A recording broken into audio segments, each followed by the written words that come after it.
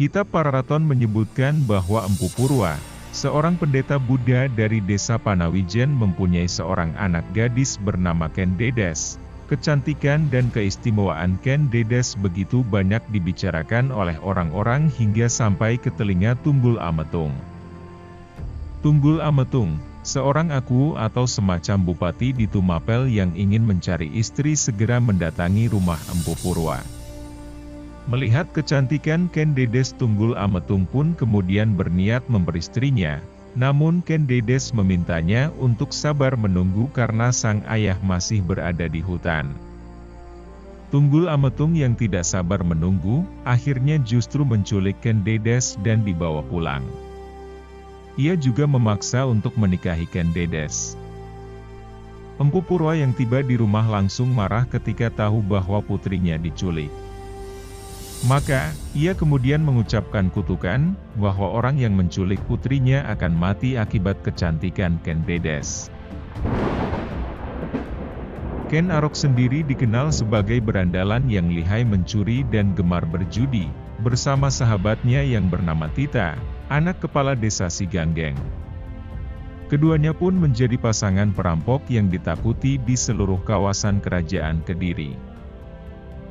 Suatu ketika Ken Arok bertemu seorang Brahmana dari India yang bernama Loh Gawe, yang datang ke tanah Jawa untuk mencari titisan Wisnu. Dari ciri-ciri yang ditemukan, Loh Gawe yakin kalau Ken Arok adalah orang yang dicarinya. Berdasarkan serat Pararaton, Ken Arok digambarkan juga sebagai keturunan Dewa Brahma.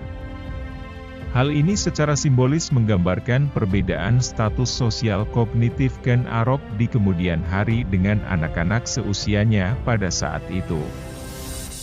Loh Gawe kemudian membawa Ken Arok ke Kadipaten Tumapel, yaitu salah satu daerah bawahan kerajaan Kediri, yang saat itu dipimpin oleh seorang aku bernama Tunggul Ametung.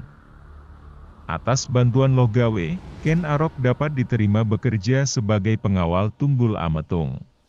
Seiring berjalannya waktu, Ken Arok kemudian tertarik pada Ken Dedes, istri Tunggul Ametung yang sangat cantik. Apalagi Loh Gawe juga meramalkan bahwa Ken Dedes akan menurunkan raja-raja tanah Jawa. Hal itu semakin membuat Ken Arok berhasrat untuk menyingkirkan Tunggul Ametung dan merebut Ken Dedes. Meskipun hal itu tidak direstui Loh Gawe. Demi menjalankan ambisinya, Ken Arok membutuhkan senjata ampuh untuk membunuh Tunggul Ametung yang terkenal sakti. Ayah angkat Ken Arok, Bango Samparan, kemudian memperkenalkan Ken Arok pada sahabatnya yang bernama Empu Gandring dari desa Lulumbang, yaitu seorang ahli pembuat pusaka ampuh. Atas permintaan Ken Arok, Empu Gandring sanggup membuatkan senjata, yaitu sebilah keris pusaka dalam waktu 1 tahun. Ken Arok yang tidak sabar untuk menjalankan rencananya, 5 bulan kemudian datang bermaksud mengambil pesanan senjata keris itu, namun Empu Gandring menolak memberikan keris yang belum sempurna tersebut. Akhirnya setelah melalui pertarungan, keris itu berhasil direbut Ken Arok dan ditusukkan kepada Empu Gandring sampai tewas.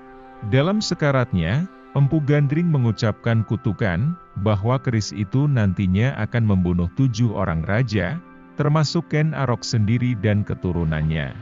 Setelah kembali ke Tumapel, Ken Arok mulai menjalankan rencananya untuk melenyapkan dan merebut kekuasaan Tunggul Ametung. Mula-mula ia meminjamkan keris pusakanya pada Kebo Ijo, sahabat sekaligus rekan sesama pengawal. Kebo Ijo dengan bangga memamerkan keris Empu Gandring sebagai miliknya kepada semua orang yang ia temui, sehingga semua orang mengira bahwa keris itu adalah milik Kebo Ijo. Dengan demikian, siasat Ken Arok berhasil.